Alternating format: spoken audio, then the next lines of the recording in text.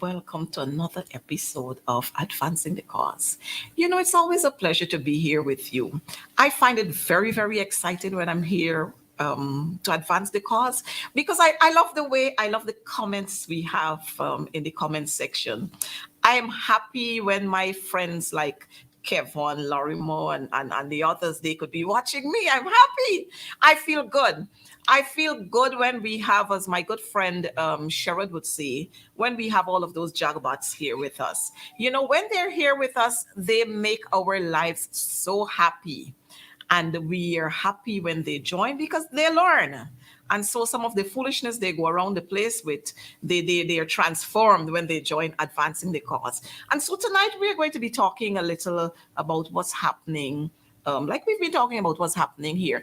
But tonight we're going to stress a little more on this topic that we have tonight, which says sugar ain't sweet anymore. I mean, in Guyana, we're producing sugar, and it seems as if sugar is not sweet anymore. Sugar was sweet a while ago. Now sugar ain't sweet. Um, I'm so excited. Like I said to you, I'm so excited when I get here that sometimes I don't even remember exactly what I want to start with. But I'm going to start by sending out happy birthday greetings to all of those persons who would have celebrated their birthdays. We've had 97. I saw 97. I heard 92. I've gotten 82. Somebody sent me and asked to send out greetings to their mother, who is 75 years old. I can't remember the names, but I want to say happy birthday to all of those persons who celebrated their birthdays during the week, starting last Wednesday and today, all the way to today. Happy birthday to you. And I trust that as you move into this new chapter of your life, that you are going to be fully protected and you're going to be endowed with wisdom. Do enjoy. It's a whole year you have to enjoy. And then we have some persons who've lost loved ones. I just noticed that we have a Guyanese young man who drowned in Bahamas, and I want to send out condolences to that family. It's not easy to lose a loved one, and we've had so many of our citizens losing loved ones from last week to now. As a matter of fact, we've had some very tragic accidents happening. And we want to, again, outside of sending our condolences to you and praying that God will give you the kind of strength you need to deal with the issue right now, we want to, again, caution our road users. You've got to be serious when you're on this road. You've got to be careful when you're on this road. And since I'm there, I want to send out some cautioning to the extended acting commissioner of police. The commissioner of police would have had his tenure extended, the acting commissioner of police. Come on, sir, your men, they've got to do work on this road. We need more than what you're doing. Come on. Yes, Roderick Henry from the US, we're sending out good night to you, good night to you. And yes, the Commissioner of Police acting, Mr. Robeson Ben, I am going to have to call for you to go because you're not doing what we're supposed to have you doing. It's not for you to come and throw down yourself on the road anymore and talk about all kind of nonsense. Come out and do what is supposed to do. Paint those pedestrians crossing. Schools just reopened. 2 little boys were almost hit down yesterday. 2. Paint those pedestrian crossing. You and get your president to come out too, Mr. Irfan Ali. Y'all come out and paint pedestrian crossing because y'all didn't get anything else to do. I mean, it's disgusting the way things are happening in this country. Too many lives are being lost in this country. Too many. And, I don't know what happened. Because if operator could pull up this one, if the police themselves are doing foolishness on the road, then you could imagine what our regular citizens will do on the road. If the police doing nonsense on the road, then you could imagine, look, taxpayers' monies, taxpayers' monies. Every 2 minutes, a police vehicle is crashed. Every 2 minutes, taxpayers' money is paid for that and will continue to pay for that. And these police officers, you see them, especially when you're driving down the road, going into to West Coast, Berbice, and all of those places, they're hiding behind trees and just waiting to push their guns out at you. Nonsense. Waiting to push their guns out at you, hiding behind trees. If you're going to control the traffic ranks, then you need to be on the road. Don't push your guns out at people from behind trees and behind bus sheds or in bus sheds. That's not where you're supposed to be. This kind of nonsense got to stop. And you know why they're doing this? Because when they stop you and tell you, oh, you're over the speed limit and all kinds of foolishness, you know, people are saying that some of these machines, they're set. And so when they want a raise from you, that they hide themselves in some of these desolate areas. Stop the nonsense, go out on the streets and make sure that the people who use the streets, that they are using it properly. Too many of our lives are being lost. Too many lives are being lost. So the police crash up the car there. You know, it fought in a trench. In the trench, he gone. So if the police are not being considerate and careful and cautious on the road, then you know what? We'll have more of what we've been having. Yesterday, you know what happened yesterday? A young man yesterday lost his life senselessly, you know. Senselessly, a young man lost his life. That could have been avoided. But you know what? We have some of these guys who, when they're riding these bikes, they feel as if they're supermen. And so they're riding there. Well, you don't ride, you drive. They say you drive. In the middle of the road. In the middle of the road they are. And then you see them bobbing and weaving in between the traffic, sometimes without helmets. Traffic police, that's your job. That's what you got to stand there to do. Don't wait there to hold on to stop people when people don't notice anything. I mean, I'm not advocating that persons should speed down the road, but I'm saying traffic police should be out there to man what is happening. If you're there and you're seen, then people wouldn't be speeding. So do what you have to do. And I'm saying, you know, if we look at the amount of persons that have lost their lives via road accident for the month of August, or let's say between July and today's date, is way past what we've been having. I don't know. And so I'm seeing one of my friend Joy Beckles saying the Guyana police force is the worst in the Caribbean region.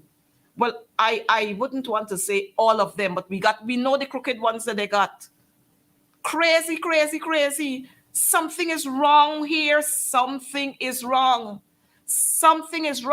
And then outside of people speeding down the road, outside of the police ducking in and hiding in bus sheds and so on, every minute is some car. When it's not an Allion, is a Premio, is some Mark X, is some this, is some RAV4, is some that. All of them got sirens. And all of them in a hurry. Always in a hurry. Come on. What are we doing really? I have taken notice any and everybody got sirens on their vehicles. Just about any and everybody. Minister got sirens on their vehicle. Minister's son got siren on his vehicle. Minister daughter, minister mother, everybody who using vehicle got sirens on these vehicles. And they are always in a hurry. Just this evening, I'm coming down the road, and a police vehicle. I didn't have the opportunity to snap the picture because I was in traffic. The traffic is flowing on Sheriff Street, and of course, you know, once you're flowing at a certain time on Sheriff Street, the traffic is going. He ain't got no time to wait. No siren on, and so he's just flowing straight through the middle. So everybody got to be pulling in the corner. What nonsense y'all behaving with? Who teaching these people to drive? No wonder we got so much madness on the road, because I'm figuring some of the people who are receiving license to drive along the road, they don't pass through any driving classes. They probably don't even write the exams, or maybe they go just write the exams. Whether they fail or they pass, they collect a license. Nonsense. It got to stop.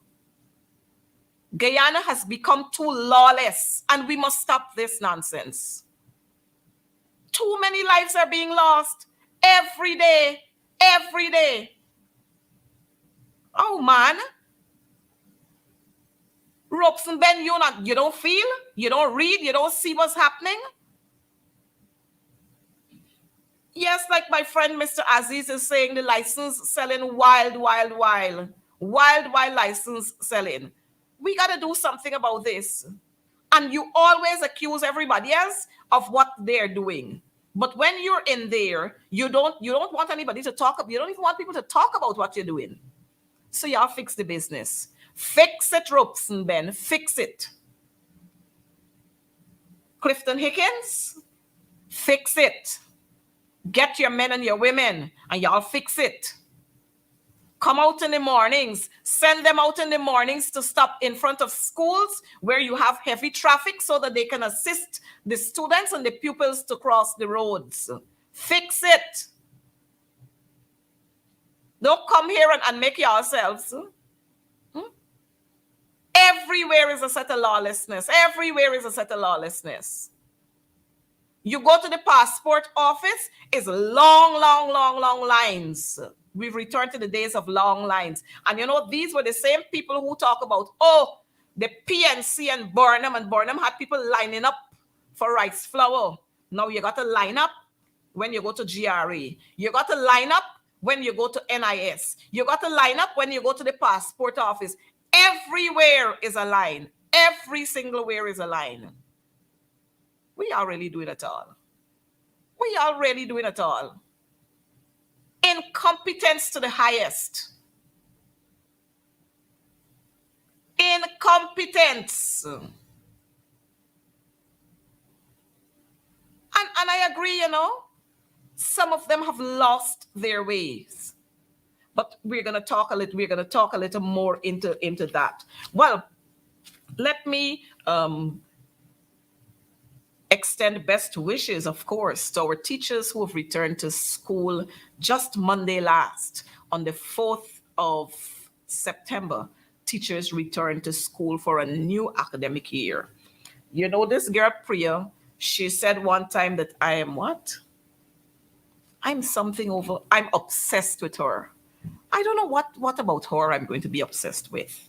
But I'm obsessed with the nonsense that you're doing. That's what I'm obsessed with. The nonsense that you're doing. 2 months of August vacation. And yet when teachers and their students return to school, teachers and their learners return to school on Monday, some could not go in this school because the school ain't ready. Some turn up at school and construction work happening at their schools. Amelia's Ward Primary, Harmony Secondary, and those two are in Region 10. They return to school and all kinds of madness happening there. Come on.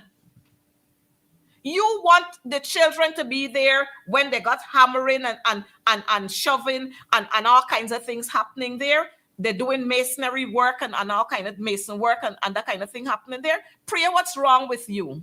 What exactly is wrong with you? If you're not ready, you're not ready. Outside of that, an operator, could you just show let the viewers see the pictures there with all these schools that ain't ready? You turn up at school Monday morning. Look this first one. I went to some schools during the holidays. I visited some schools. You know what we got for part of classes? Screens made out of condemned table tennis table. Yes. We got screens made out of desk. Yes. Parting off classes. Outside of that, we got hot classrooms. Priya, you and your officers take some of those monies that you got from that supplementary budget, buy some fans and put in them schools, because yesterday and on Monday, I visited several schools in South Georgetown and in East Georgetown. And the school's hot like fire. You see this school here? Early Monday morning, look how many tents, look how many tanks in front there. They can't fix them yet. They can't fix them yet. And you know why these things are happening? Oh, yes, I'm seeing a viewer here telling me about Yarra Cabra Secondary. It ain't open yet because it ain't ready. And y'all had 2 months, you know. You had 2 months. But just back to this school. This school has reopened.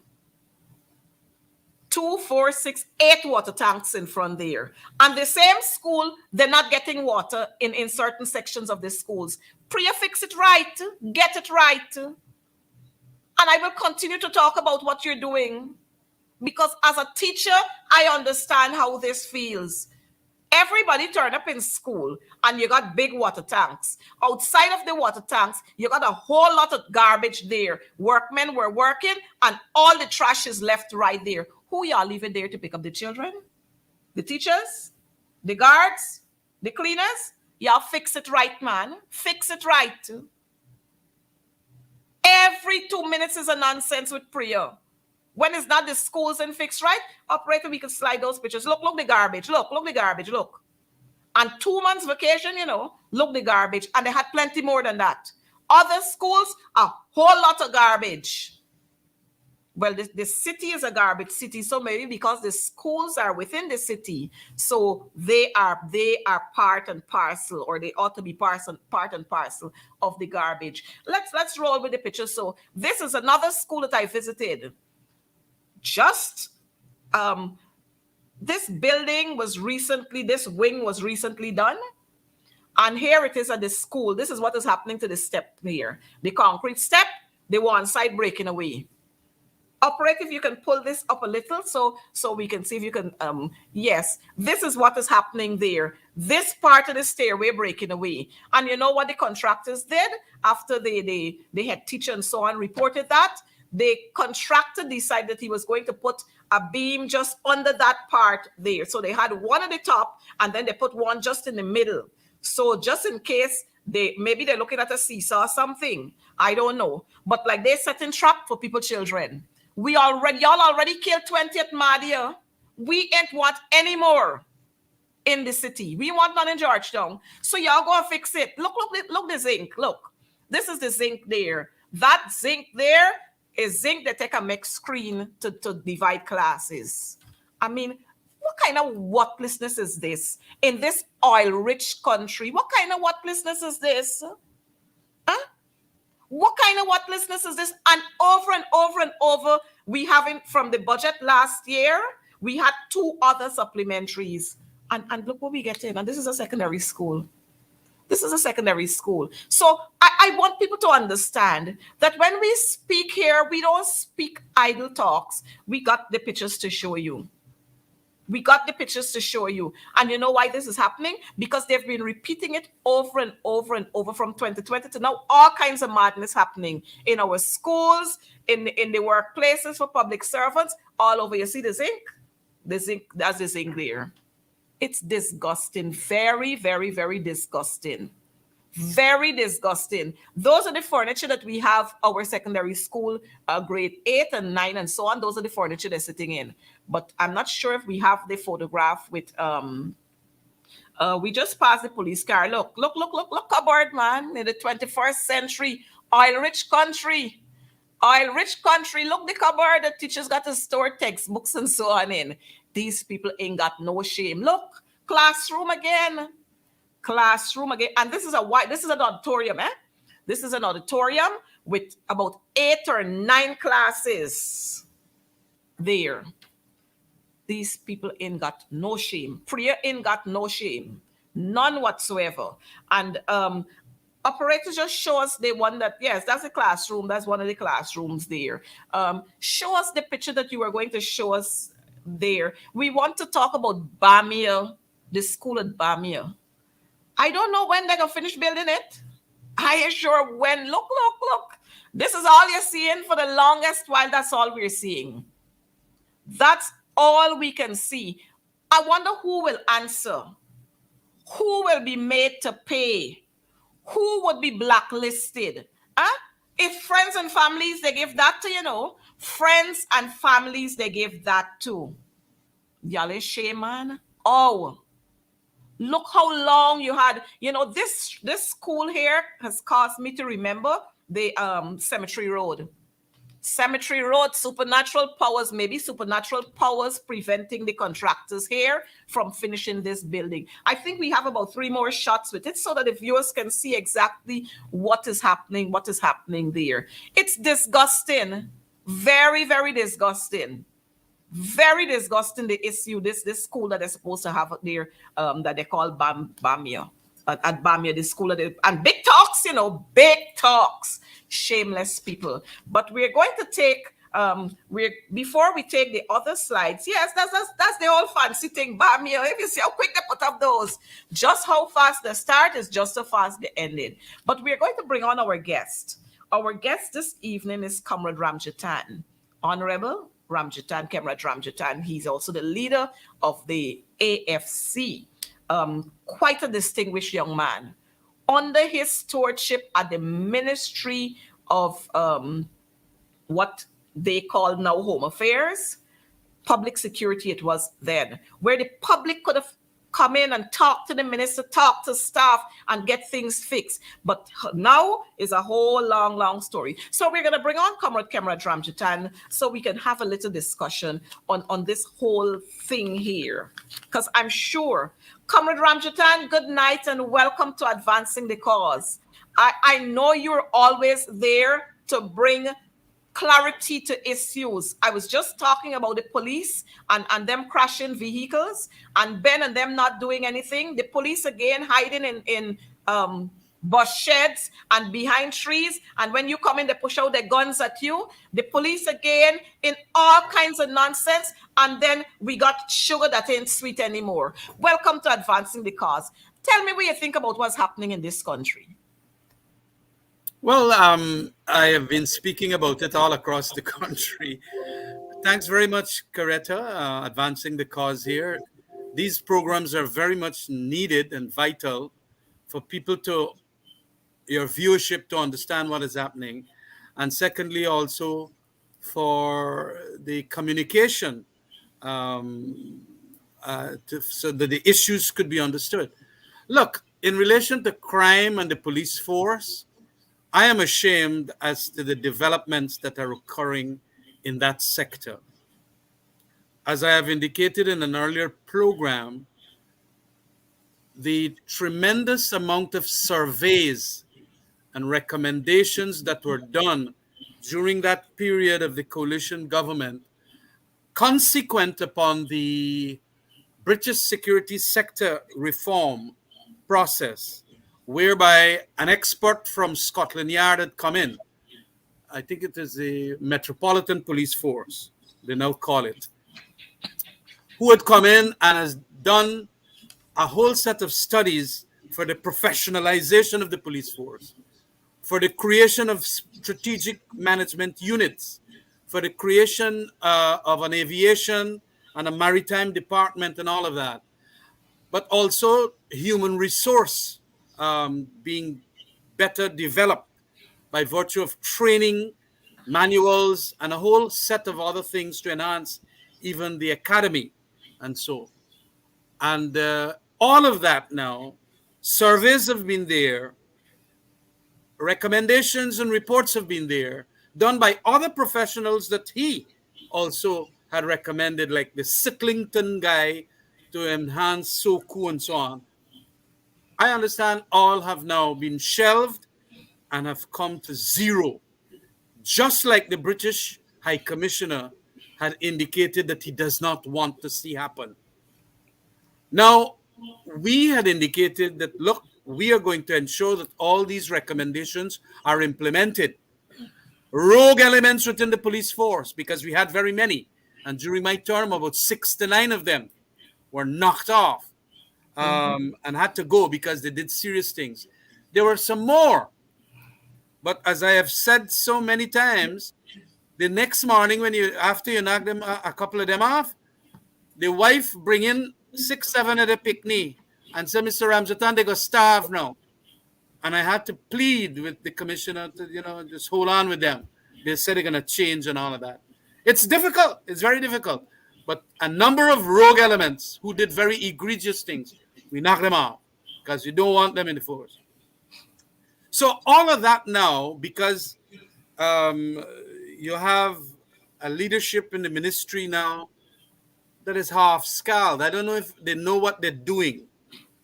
And so all these things are going to now create problems in the police force to the extent that the professionalism that we were incrementally developing is now going to go to zero and gone back. It's very easy to slide professionalism within an enforcement agency like the police force. And so I am saddened about the situation. We are hearing that crime statistics now are showing that crime is reducing. Well, that's a lot of trash. A lot of people don't believe that anymore. So many murders every day open the place. So many causing death by dangerous driving. So many deaths of young people in our roadways and a whole host of other things. So many fires, some of them deliberately started. And then, of course, the large amount of thefts and larcenies and robberies of all varieties. And that is why a lot of people are going away from this country. I went a couple morning ago in front of the American embassy because I had I had to pass through by the hospital there, just around the hospital. So I said let me take a drive through and so on. And if you see the amount of people lining up for visas, Yes. you go to the passport office, all of a sudden them lines long, and all kind of thing. And those things were reduced drastically. So it is also an indicia of what is happening in our country. People want to get out. And now we are supposed to be growing at a rate of 35%. But growth does not necessarily mean happiness. That's true. Growth is for the contractor fellas who then giving kickbacks, building roads, bridges, all kind of thing, and the people starving. And it's a shame. And in relation to the sugar workers too, we can see base supporters of the PPP government cussing them down. These fellas are suffering, and especially at this school time. And what we saw is that they were asking for a financial package. They even left Kanji and came to Georgetown to beg KAU, their union, Yes. open the gates for them. Imagine that. Every time they got to pay, when they get his wages, what is deducted is their agency, what do you call the union dues. The union Jews. Yeah, right? And these people came here to ask the Sipal Narayan and all the big jabat that you got there in GAU headquarters and next to the Court of Appeal building. You know, none of them in turnout to meet their own people who are members, not a single. Three times they attempted to go into that building. I was there that morning. None of the senior leadership of GAU turned up. Then they indicated to me that, you know, they would want to go now to the president because nobody talking to them from the union. They want to talk to the president. These sugar workers are making a claim for at least a financial package. Remember, and let me just bring a little history of the story here. When we had right-sized the sugar industry, we had closed Rose Hall factory and that indicated that workers that will be doing work there will have to be transferred. And those who do not want to be transferred, they will get their severance. Hundreds and hundreds of them didn't want to be transferred and they got their severance and they were paid. A wickedness is coming out from especially Jagdeo Mouth now that we didn't pay the workers severance. They were all paid. And the latter part of 2018, all of them were paid their severance, who wanted severance.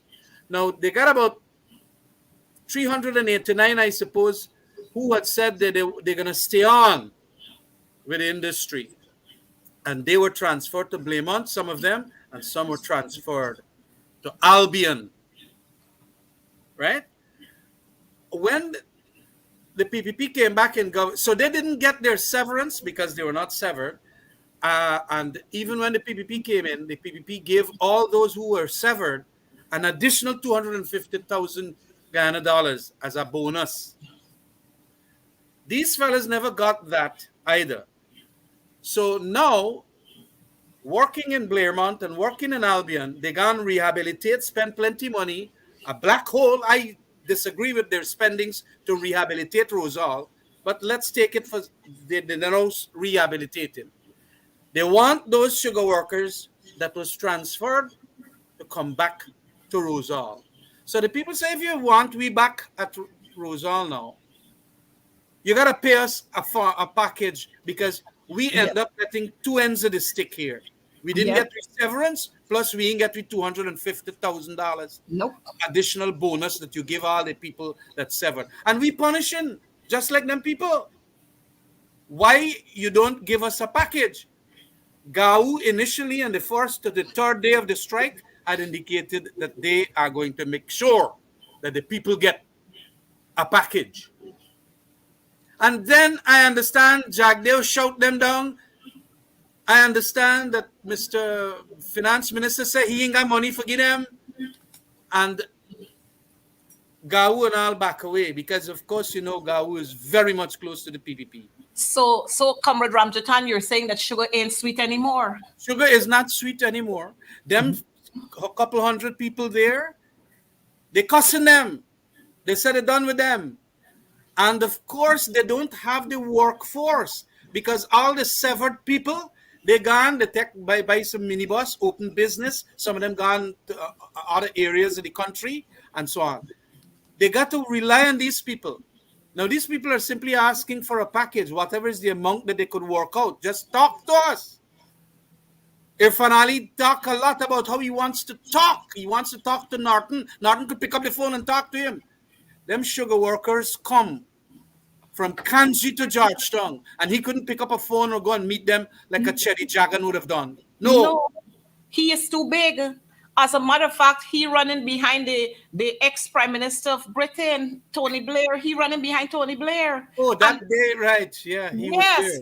and I'm not sure if the operator has it, but I want you to remind our viewers that most of us stood in Parliament just the other day and said we will revive the sugar estates, we will bring them back on board, we will bring back sugar.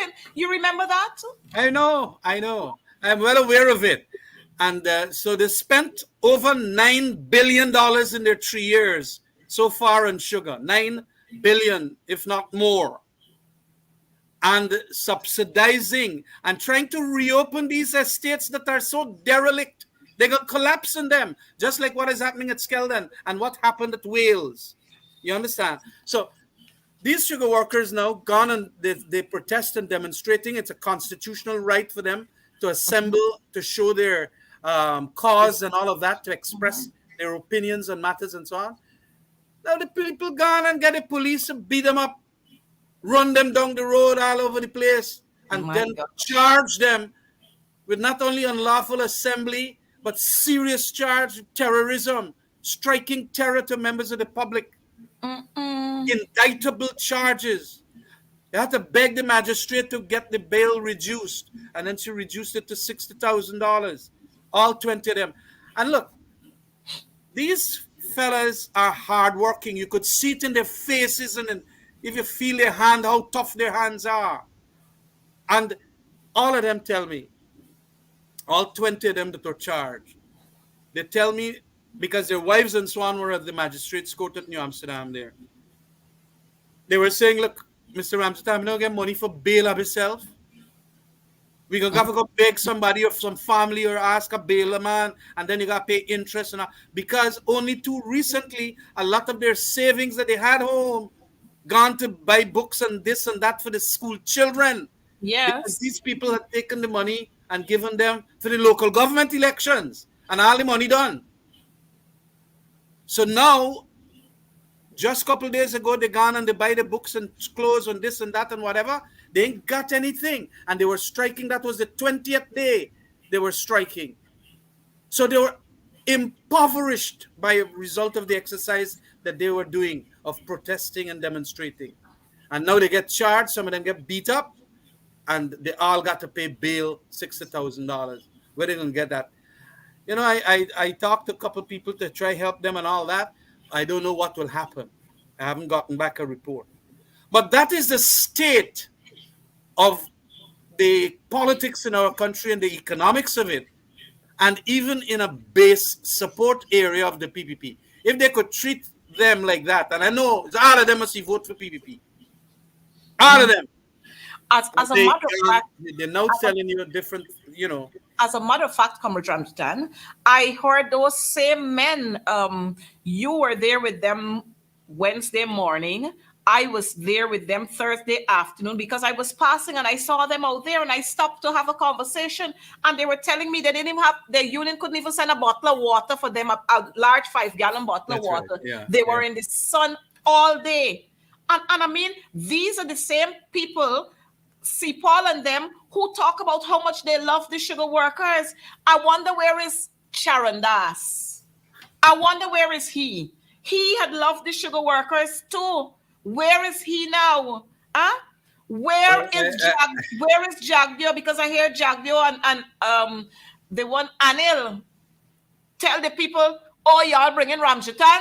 Y'all see what we can do with y'all. We talking to y'all. We have no money to give to y'all. But these are the same people who went with them in 2018 and 2019 and were having bottom house meetings with them and telling them how much they love sugar and they love them and they can reopen the sugar estates. Look, I want y'all vote out the government APNU because we can do better for you. What is happening now? Maybe sugar is sweet now, but it gets sweet year end, maybe 2024 coming on to 2025, sugar gets sweet then.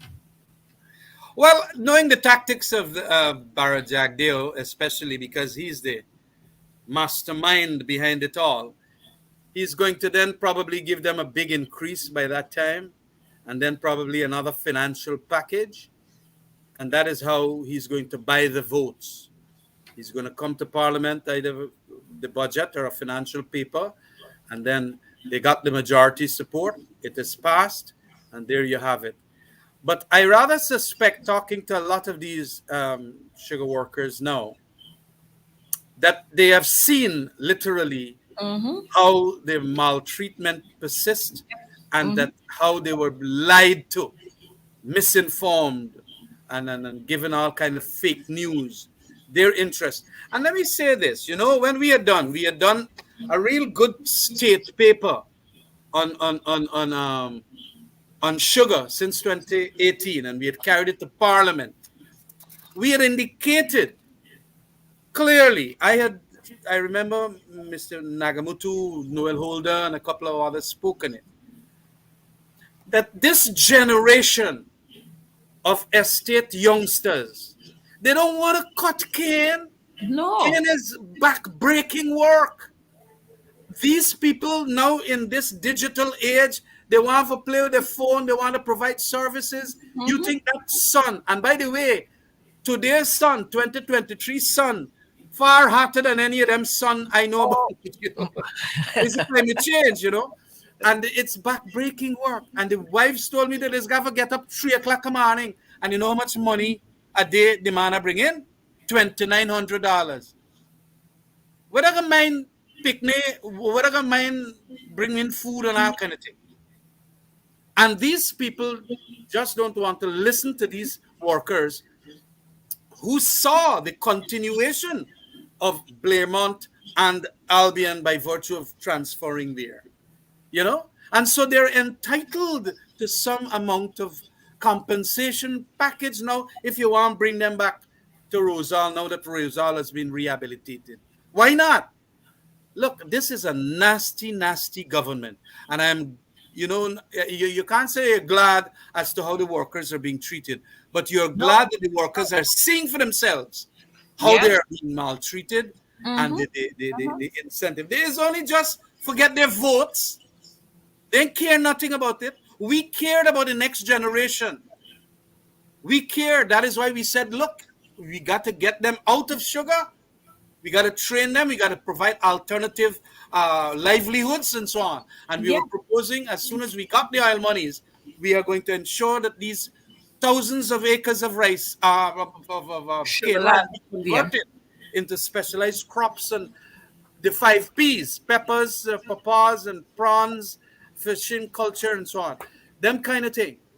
But they didn't do that. They gone and opened back the sugar estate, and now you have a cut cane, fetch, pond them, and put them in pond. Fetch them and put them in pond. What kind of madness is that? We don't want our people to get out of sugar. And then the cost of production is about 30 cents a pound for the sugar, US cents. And you're selling for about 13 cents US. What kind of business is that? Just because you want the people to be employed? That is why the hard decision, but the right decision was made when we right-sized sugar.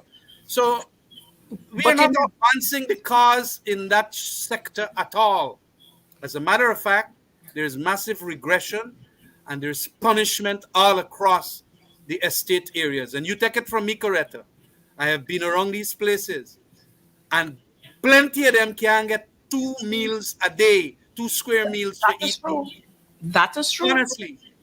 And inside of parliament, you get people like the Minister of Finance telling me that where am I going? Like I going to the wrong market when we start calling out the prices of. They like to tell you that. They like to say that. Oh, yeah, and they love Just to cut last week, stuff. I was showing Bora for $1,200, a little bundle of Bora for $1,200. And Yeah. I don't know where these people shop, but I want our viewers to see what transpired with our sugar workers who were protesting there. And they have a right to protest.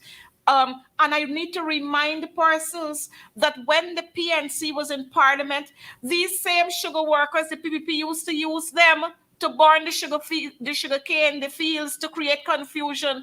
Now today, when the workers are protesting for their rights, you want to lock them up. And I learned that they had chains on their feet Oh and all. yeah, yeah, yeah. You know, they treat them like as if they're the world's greatest criminals and murderers.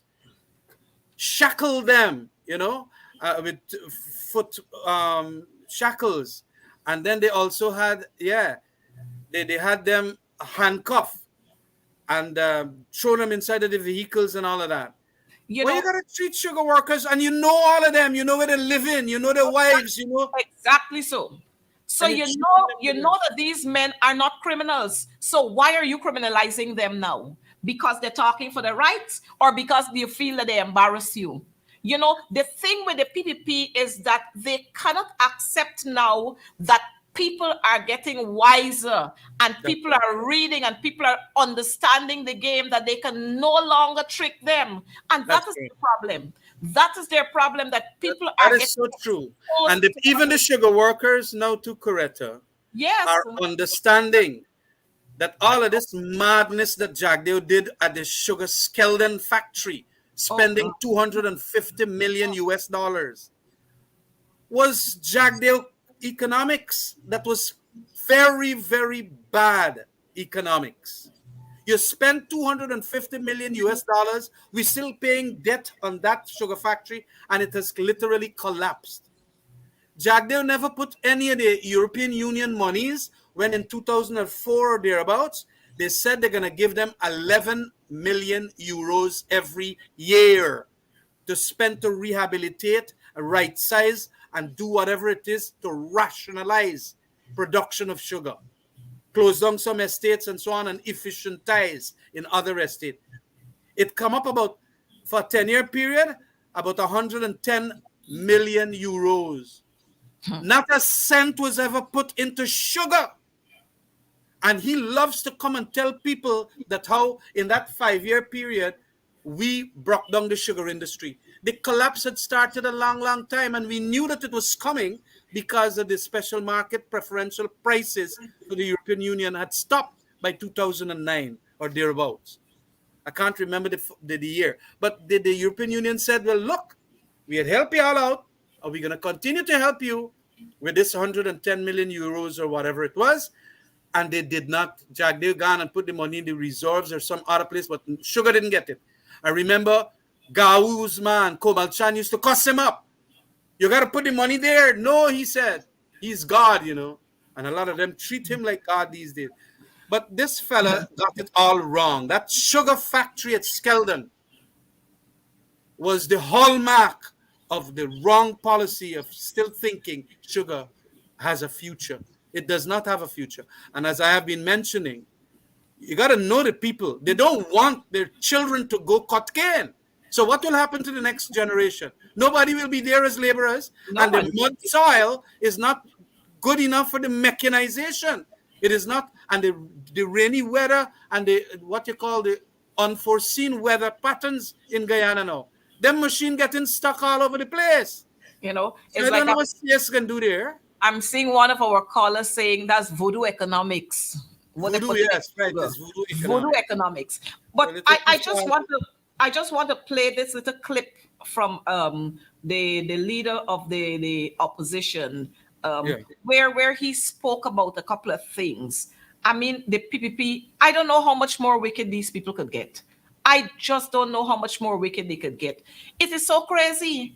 Operator, you're gonna play that for us. Gonna piss. I'm gonna miss. Let me remind people, he has not one successful project in his life as president. The EU gave to him 32 billion Guyana dollars between 2007 and 2013 to ensure it goes into the sugar industry to diversify and ensure work was found for sugar workers. Ask if we do it. What ain't thief? He put on a dead called Skeldon Sugar Factory. The man is a failure. Same point. He told us he is going to do a fiber optic cable for billions, and then we can get connectivity all in the interior. Well, it's some part of his interior, because we are seeing it. That was another failed project. He told us, oh, there's going to be this beautiful packaging factory at Enmore, Betogan. The man is a complete failure. So Oh, he is nailing the points there. I mean that I remember Mr. Winston Jordan in a real master stroke inside of Parliament talking about the European Union funds and how it was never directed to sugar for all those years. And Jagdeo gone and borrowed monies from the Chinese to go and then construct the Skeldon, 250 million US dollars, and the thing is now collapsed. There's no production going on there. But they got the gall to come and say, is the coalition that stopped production. The thing was not producing anything. We had to subsidize it the first 36 months of the coalition government. Each month we had to give Gaisuko $1 billion, $36 billion.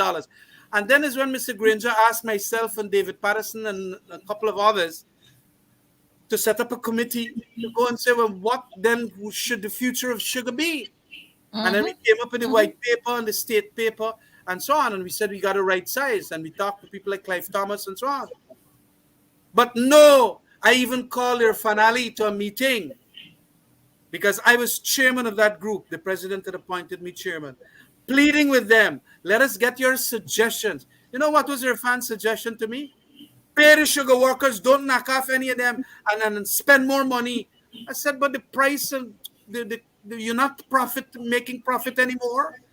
How long could you subsidize this? Plus, we haven't given the teachers and the nurses and the policemen and the GDF and all of that any increases. We just taking the money away. If you say only sugar workers must get monies, and then out of the treasury, sugar was supposed to bring in money into the treasury. exactly, bring money into the treasury.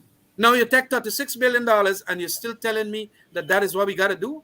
So their voodoo economics continue now when they spend another $9 billion Dollars, yes. yeah, on rehabilitating sugar factories like Rosal. And now you're not going to get the workers to go there. So when the cane growing in the land, who go and cut it? And then you don't know about the unforeseen weather patterns in this. That's the other thing. Yeah, this monoculture too. Lots of fertilizers, and that got so much a theft of fertilizers. I hear one set of the workers and so on, some of the officials inside there thieving the fertilizer and selling it to rice farmers. And selling it to rice. Well, you know the operation. And Yeah. then the thing is, they are not coming out to say to the people who are still cutting cane and who they're still encouraging to come on board because they're going to reopen these sugar estates. They're not saying the right things to the people, and they're not encouraging the people to go into other areas. Exactly. because they don't want the people to be literate. They want them to continue to be illiterate so that they can teach them, tell them what they want. They don't want the sugar estate workers to come and buy smartphones and so. They want them to go and wake up early morning. They're gone in the cane field. By the time they come back out, they're tired. They want sleep. They can't watch no news, so they know nothing more going on. That is Jagvio's mentality. The same Jagvio has the mentality of the colonialist who had us in slavery. That's the kind of mentality that they have. And they want to keep people there. But people bright now. People seeing straight through them. And Absolutely. that is why they have to use now, oh, are you listening to Ramjatan? Oh, are you listening to McDonald? Oh, are you listening to this person? They're getting scared when we're engaging those people because they understand that we will tell the people the right things. Look, Coretta, a lot of things takes repetition. We were telling the sugar workers this for years. I remember when I started the Alliance for Change in 2006 time, very early, 2005, 2006, 7. All them time we were telling them. As a matter of fact, a number of the sugar workers were base supporters of AFC. But they said, no, we got to do this and do that and so on. Now the world is changing so quickly. Mm-hmm. And this kind of hard work and backbreaking work, they don't want to do anymore. And we had foreseen that a long, long time. I remember even this chap Ravi Dev used to talk about it too. That, you can't get these East Indians, on behalf of East Indians, you can't get them slaving like that, doing hard work like that. We got to move away from it. And we had indicated that as a result of the oil monies, and that was one of the reasons too, because we were taking sugar money, giving money from the treasury to sugar. And now that when we sign up that agreement, we knew that oil monies are going to come. And with that oil money, we can start retraining all them, I don't know, it's about 16, 17,000 workers. And at least portion by portion, doing better livelihood. We had started at Wales Estate. We had started it there. And it continues. But they don't want that to happen. They want now to rehabilitate Rosal. They're going to end up in very, very unprofitable scenario. And they reduced plenty of their targets. And they're not even meeting the reduced targets. So bad is sugar doing. And they still want to pour money, and they don't want to give people a kind of a survival kit in the form of some financial assistance. So we are in for some bad times. Sugar workers are in for some bad times. The non-oil sector will be doing very, very badly, as was prophesied, as was also recorded in the first half-year report. And I think they're supposed to come out with a half-year report by now. They ain't come out with it yet for this year. So we are not doing well at all. Non-oil, that is. Well, and when you see that happening, we're going to have children going to school. They're not going to get a meal inside of their bags. Plenty of them might not go to school. And it is important for people like yourself and the unionists in your trade union to check on how many school children not going to school. Let the teachers tell earlier. Because I understand that plenty of them not sending their kids to school anymore because they can't afford it. They can't afford it. That's true. And you see, the thing is, Priya tried to bribe the parents with releasing the $40,000 cash grant the week before school The elections, which Local was in government. June. It never happened before. In June, and the people you had 2 months vacation. Now, if people starving, what do you think they're gonna do? They're gonna take the money and go buy school clothes, or they're gonna buy food to put on their tables? They will buy the necessities, and that is what is bad about their economics. It was Voodoo seen economics, clearly man. as buying the votes for Yes. the local government election. Voodoo economics, but the voodoo economics backfired on them because That's right. here it is. You had again. Let me go back to the boulevard there in Pontrench. Big boulevard. You had big walkthrough. By 2 days after, the tables that they make hurry up with cheap labor break. Parts of the road all kinds of madness happening. So these people are all about a show, and nothing to sustain that. Absolutely nothing to sustain that. And but you know what? A whole lot of monies are being placed into these things where they have their their friends, families, and cronies and favorites who don't. Some of them don't know anything about construction, but Contracts. they Yeah. get big contracts. Some of them don't know anything. You see, Bamia, we got a school Yeah. at Bamia there. Up to now, it can't finish. They ain't got nowhere yet. They put up the posts and so on, and it's left right there. I'm wondering which contractor or contractors are going to be blackmailed for that there. We got Anai Secondary School. Yeah, I Send me the noticed. picture. Anai Secondary School. 3 months ago, shed broke down today. Yeah. 3 months ago, it built and look, it break down today. So all we are seeing here is bare, as the man on the streets would say, bare cock what we seeing. Bare cock what we seeing. Look. Shed, No, shed. it's all over the place. And that is part and parcel of their style. It is but a continuation of where they had left off in 2014, 2015, just before we won the elections. They were massively corrupt. Their entire economics was based on a 40%. Give the contractor, tell the contractor that it costs $100 million when it's only $50 million it costs. But out of 50 now, all right, we're going to arrange that you get it, and we will take that. So they got a big treasury chest there now, a big war chest. So when elections and so on come in Guyana, they will buy votes. But we got to let Guyanese know that that kind of politics is not going to be good for the next generation of Guyanese. And you got to get rid of these people.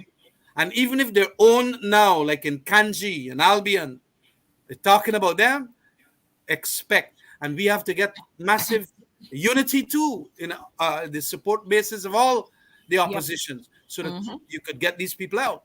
Yep. You have to. Substandard works riven all over the place. Well, All over the place. Well, today again they selling at is where the selling collapsed today. We had a selling that collapsed today. I didn't know about that one. Yes, we got That one. will come as a surprise. That's what they're In people selling. Bartica selling collapsed today. Oh my. Bartica, the place where the PPP jump up about, it collapsed today. I mean, these people, I don't understand what is wrong with these people. Everything about them is failure. Every single thing about the PPP failing. Look, we just had the CXC results. Bad grades we got in maths. That's the picture there?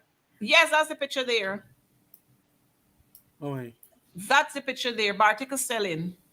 Well, those are not things that we should be celebrating, but the PPP's modus operandi will know that, emergency works and a massive contract, and give one of the friend or flatterer, whatever, and then he gets the contract and he can make it 2 years, it broke down again.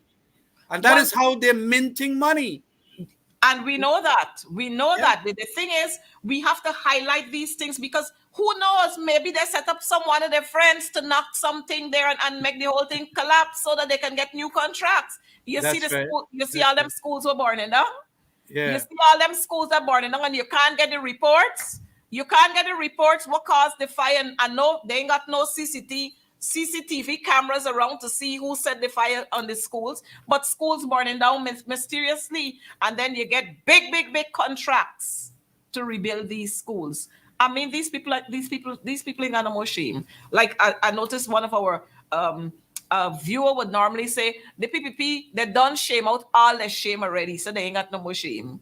They ain't got no more shame. I mean, when we look at what is happening in our schools, over the last 3 days, I've been visiting schools. Head teachers are complaining about the conditions of their schools. 3 schools in Georgetown, in one section of Georgetown. Monday morning, Tuesday morning, no water. They ain't getting water in the schools. So you know what I had to do? I had to call the fire service to go and drop off water in the schools. No running water in the schools. Some pipe block off, somewhere something happened. And 2 months of holiday, Yeah. 2 months. Enough time. I mean, what are these people doing? But Comrade, I want to thank you so much for being here with us on advancing the cause. We're going to continue to advance the cause because we want our people, our viewers must understand that we don't make these things up. These things are happening for real. Murders. When you have the murders, you got the traffic fatal accidents. When you have that, you got the corruption in all the high places. I mean, how much more we could take? Well, the human being can take quite a lot, but when they start realizing that they ought not to take it, then the PPP they will pay a very big price for that. So Well, continue to advance the cause, thank Coretta. you so much for And being here. anytime you give me a call, I will be back. Thank you very much. Thanks for being here with us. Have a good night. And thank you very much. You're welcome. Right. So we're going to continue on advancing the cause. And you see there, I had my comrade Ramjatan talking about the PPP. And as a viewer said, the voodoo politics. It's just caving in on them and they're not realizing that. But what we're going to do right now, we're going to show some slides and we're going to open the phone lines so that we can take some calls. I think we just have a couple minutes, but we're going to take a couple of calls to hear what some of you are saying. I know we have some friends, and let me show them out while we're waiting for the calls to come through. We have some friends in French Guyana, and they have been watching us and they want us to send some shout out to them. So shout out to you, our friends right there in French Guyana. We have our friends, of course, in Paris who are watching us. We have friends in Turkey and friends in Switzerland, of course, North America, in the Caribbean, and we have our friends right here in Guyana. All across this country, persons are watching us. So the number to call is 651-3556. 651-3556, and you can call us on WhatsApp. So call us and let us know what's happening in your area. Tell us what is happening in your area with Monday, the reopening of school, what is happening there, or anything else that is happening in your area before we go off. But I can tell you, Guyana is in a bad shape. We are in a bad place. This is not oh beautiful Guyana. This is oh something else Guyana. I don't know what to term it, but this is not oh beautiful Guyana. And so while we're waiting on the calls from on the calls, I just want to extend to our Indigenous brothers and sisters, happy Heritage Month to you. And I noticed we got a presumptuous buy, very very presumptuous buy. I don't know. He got to go and do some confession, open confessions. He needs to do open confessions. I don't know where's our friend Ali, but you better ask him to do some confessions. Our friend, you got some confessions yourself to do 19 fraud charges. Jagdio, you got a lot of confessions to do. You need to go and confess your sins. Failed the sugar estate, the sugar factory at Skeldon. Failed fiber optic. Even the marriage that you say you had failed. So let's take this caller. Good evening to you, caller. Good evening to you, caller. Just hold for me. I don't know if we have this mic on. Good evening to you, caller. You're here live.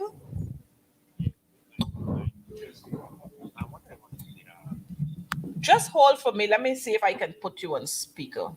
I don't know how to put it. I'm not seeing that here. But just hold. Yes. Good evening to you, caller. Yes, good evening, Madam McDonald. And how are you? I am doing pretty well. How are you doing? Yeah, I'm doing pretty well, but there have a lot of things that is bothering me in Guyana. First, I listened to the president one day. He was saying that the crime in Guyana is down. The only thing that go up a little bit, he says the murder, because of the murder in Madhya. So I want to know why he is classing Madhya tragedy as murder. I want to know why he's doing that.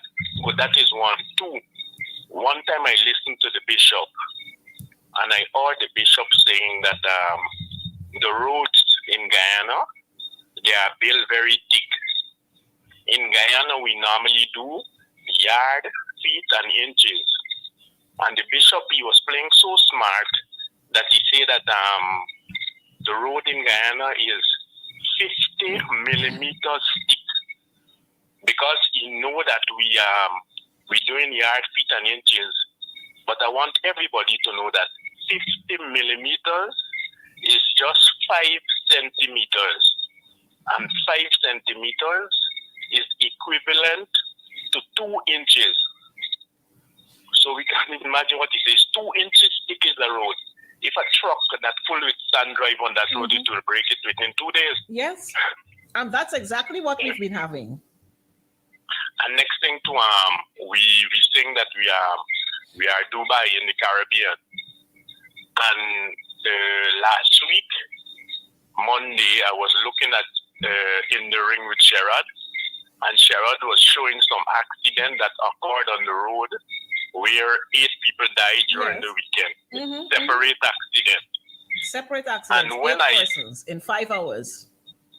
Yes, when I saw the rescue team that go to an accident to rescue people, they go with a cutting machine, what the welder they normally use. We call it a cutting machine or a grinder. And cutting a car that is on the road, make accident where there's a lot of oil spilled on the road, gasoline is in the car, are you cutting that thing? That is very, very dangerous. I was looking to see when the car would blow up. If we are so advanced, we cannot cut a car with something like that make an accident on the road with oil. It is dangerous more than the accident. They don't know better, and it's we the people who have got to educate them. And you know, we've got some good people in the Guyana Police Force. We've got some good officers there in the Guyana Fire Service all over, but the wickedness that is prevailing outshines them. Well, I think we're supposed to get some good equipment that could we have to get things like cutting pliers that work in with air with a compressor to cut those steels. We have to get expansion things. You push it in between the car and you just expand the car to open it back and those things. You cannot cut a car that meet with accident with a cutting machine. The car could blow up with you. You who cutting it, your life is in danger. It's in danger Plus too, yes. everybody that is around you is in danger. Thank you so much, caller. And I'm hoping that Robeson Ben is listening to us, or somebody listening who can make the jottings and give them to him. You know, because we don't understand the kind of the lives of our people who go to rescue. Their lives are at risk too. So Robeson Ben, I hope you're listening.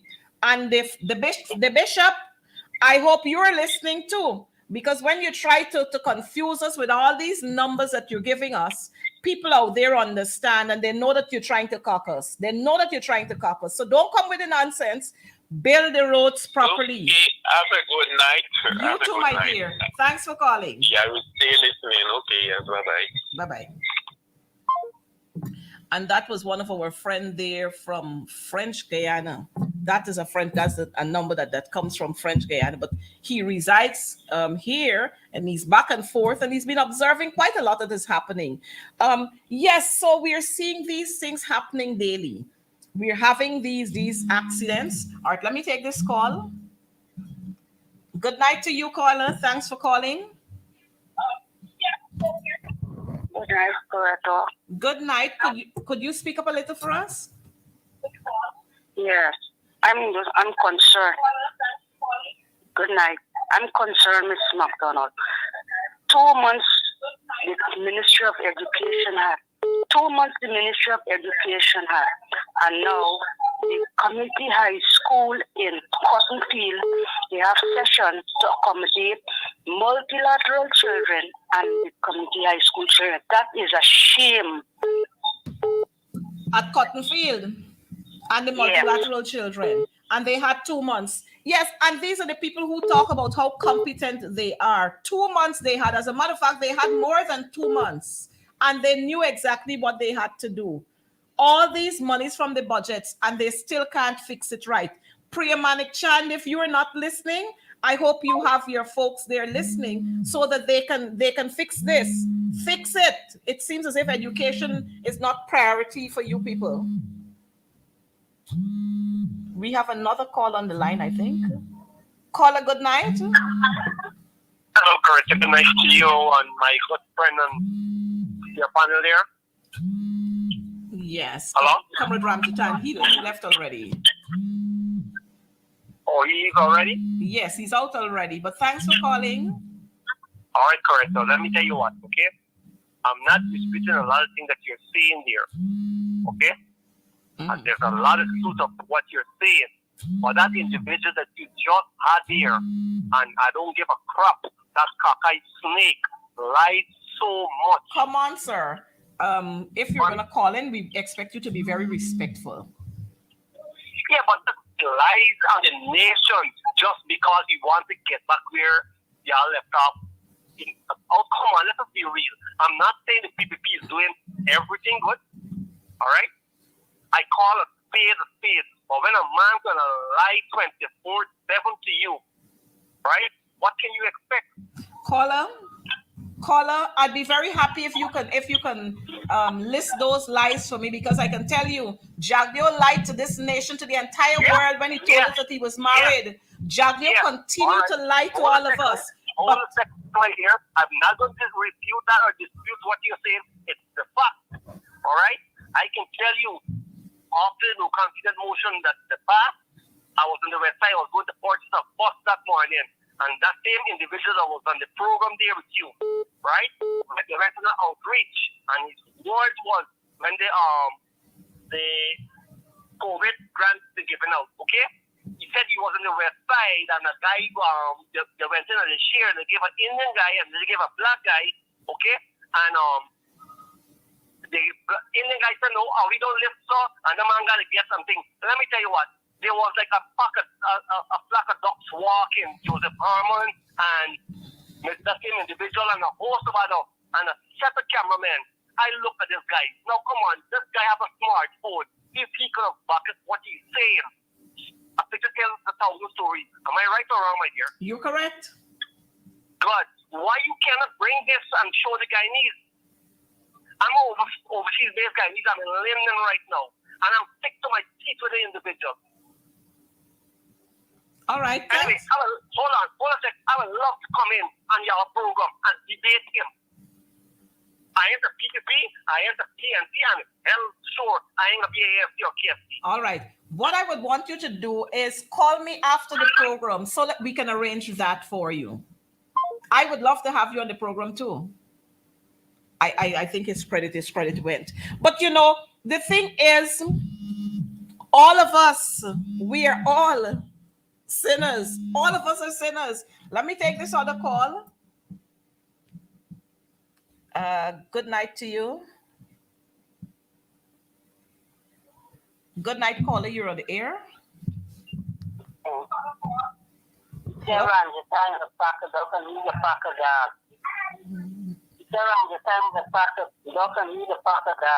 All right, my dear. And how do you term Jagdeo and or Fanali and so on? Yeah, he's a fucker dog. Let me just say anything. All right, thanks, caller. I'm free. You're taking time. A wolf. Thank you, caller. Thanks for calling in. He's saying that they're all a pack of wolves and they're all a pack of dogs and everybody is something else. But thanks for calling the callers. You know, thanks for those calls that we're having, because people are voicing their displeasure in what has happened. And I'm not going to sit here to tell you that the coalition did everything right. But the thing is, the PDP were there for 23 years and they're here again, and we can't see what they have done except to say that they build tall buildings. Tall buildings is not progress when your people starving. Putting up a roundabout here or a roundabout there does not progress. You have to invest in your people. When your people can live comfortable, that's what you call progress. Because when they are comfortable, then they are going to go to work on time. They're going to when they're at work, they're going to ensure that they complete their task. You're not going to have the long lines that we have at Parliament building. So when you call, callers, I would be happy if you can call and comment, not to comment on individuals, but for you to comment on the program, on what we discuss. Sugar ain't sweet anymore. And to comment on the disrespect that is being meted out to Guyanese across this nation, the working force. And it's sad when we have trade unionists who are parliamentarians and trade unionists who are close to the PPP, and they're allowing the PPP to disrespect and disregard, show total disregard for the workers who paying them their dues. It's a disgrace, and those people should be asked to resign.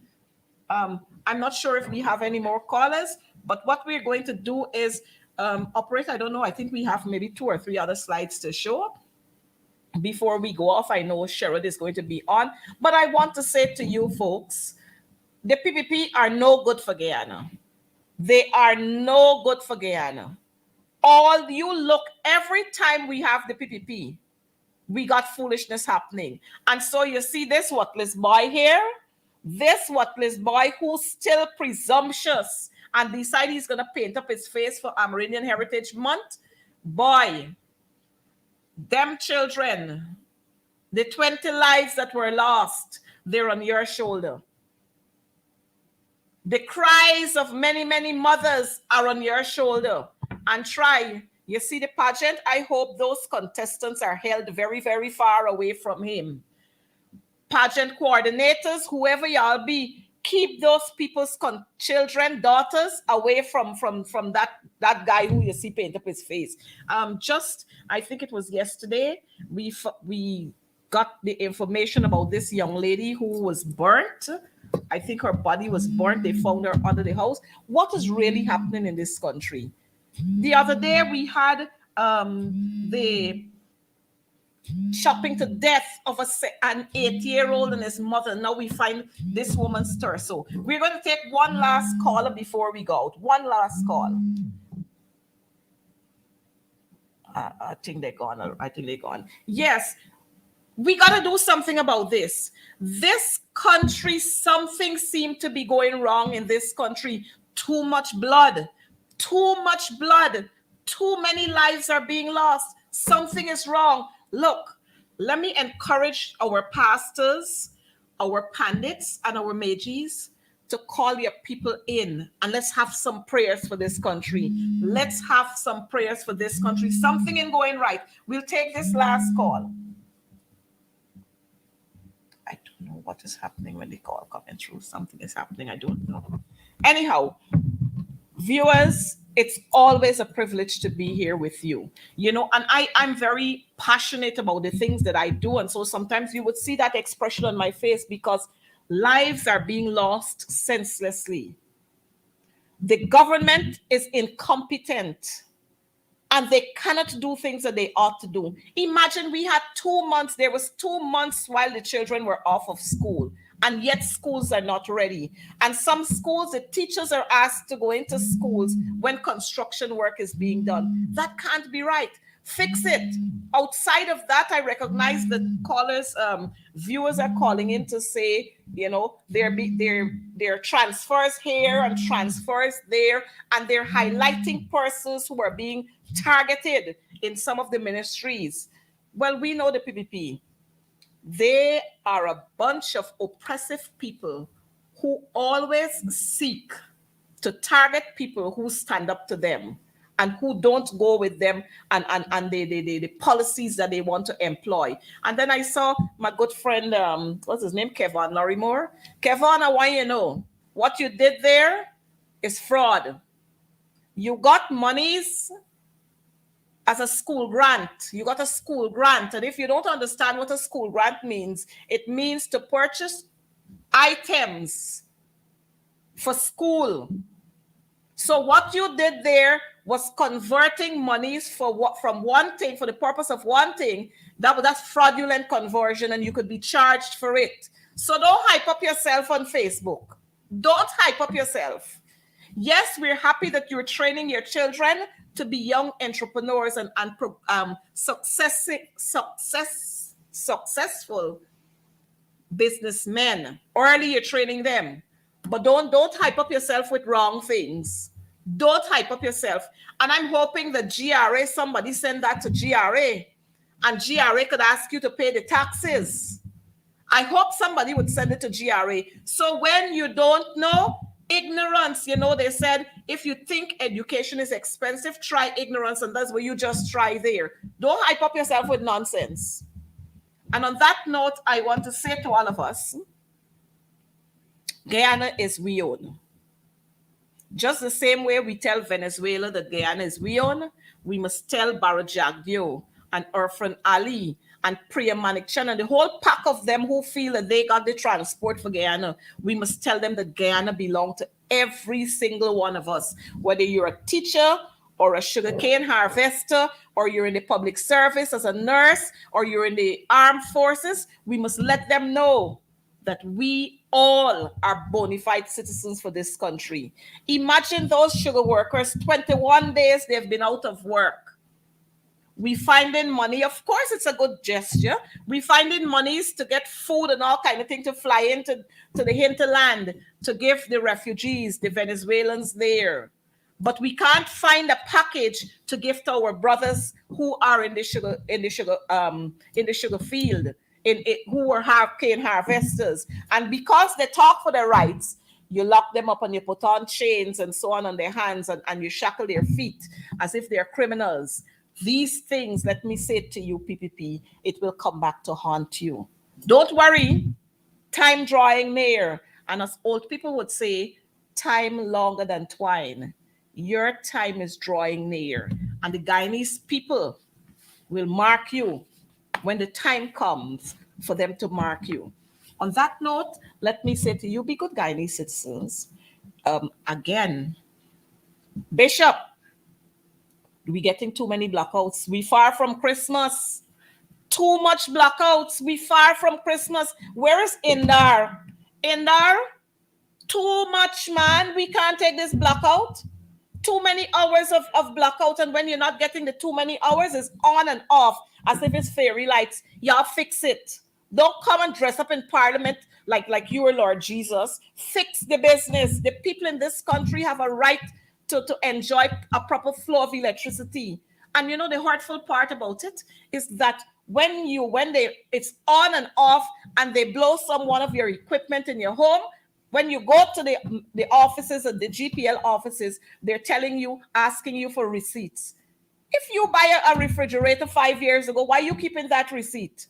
You buy a microwave some 6 months ago, why are you keeping that receipt? It's your money you use to spend it. You don't have to submit it anywhere for any auditing. You're asking for receipts and receipts. And if people can't produce receipts, then you can't process their complaints. What nonsense y'all doing? In Darren Edgell, we're still waiting for those roads by the boulevard there to be fixed. All those little cross streets, we're still waiting for you to fix them. Go and fix it. Don't wait for elections to come for you to run out there. And the people waiting on you, the people are waiting on you because they know you will come around the elections time. Fix it.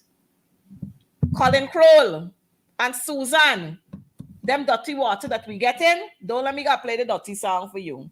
Them dirty water that we get in, them brown water that we get in, y'all fix it right. Under the coalition, people had running water, clear, clean water. Not the nonsense you're giving us now. Well, education, we can talk about that again and next time. You see the drop that we had in the math results at CSEC? Under the coalition, thanks to the coalition, the math results went up. But here again, it's going down. And it's going to fall just now again. I don't know what you're going to do, but I know you can't fix it. To our teachers who have been working so hard, I know you'll start writing on the walls for them just now. Because up to now, they can't get your business right. Your debunching and your housing revolving project and everything else, they can't get it right in your salary increases, but let them hold on. Let them hold on. Nurses, we know that you're leaving in drones, but we can tackle this business together. And to all of our public servants, we feel the squeeze. We understand what you have to go through. You know, today I went to the market. I went to the market today and I wanted to buy a dragon fruit. You know what the man said to me? $2,000 for dragon fruit. I don't know how many of you know the dragon fruit. $2,000 for one. I passed to buy coconut water like I would normally do. $1,400 for a bottle of coconut water this size. I think that is the 2 pints or a little more than the 2 pints bottle. $1,400 for coconut water. And coconut, we got coconut growing right here. A little bottle, so $800. A little bottle like a Coke, a 1 liter Coke bottle or something like that. $800. And y'all saying things nice in this country? Where it nice. You see them broke up furniture that y'all got them teachers sitting on and the students and them learners and them pupils sitting on? Pray, you better fix it right. I noticed Fernali, and of course, he has a right to want to send his child to whether private or public schools. But if you're president and you're pumping so much monies into education and you're not sending your child to the public school, then it means that you are convinced that the public schools isn't making it. That's all I have to say to you for tonight. We can talk more next week. If your child can't go to the public schools that you're promoting and spending a whole lot of monies in, then it says a whole lot. Where Jagio there? I guess he hiding right now. But you're going to pay another $20 million and more. You're going to pay that $20 million and more. You're running, ducking all over the place. You're going to pay that money. You got a lot of confessions to do. Viewers, it's nice to have you here. And we're going to talk some more next week on another episode when we have another episode of Advancing the Cause. Do stay good. Take good care. Be careful on the road when you have to traverse the road. Be careful with your water. Continue to throw, whether it's a chlorine tablet or some Marfex bleach in your water. Continue to clear around your gutters and your drains and so on. Continue to clear them and throw stuff there so that the water would not allow for mosquito to breed and so on. Continue to keep your surroundings clean because we can't wait on the PPP government to do it for us. If you wait on them, you'll die. If you only wait on them, you're going to die. So take care. Remember, one people, one nation, one destiny. I love you. Bye-bye.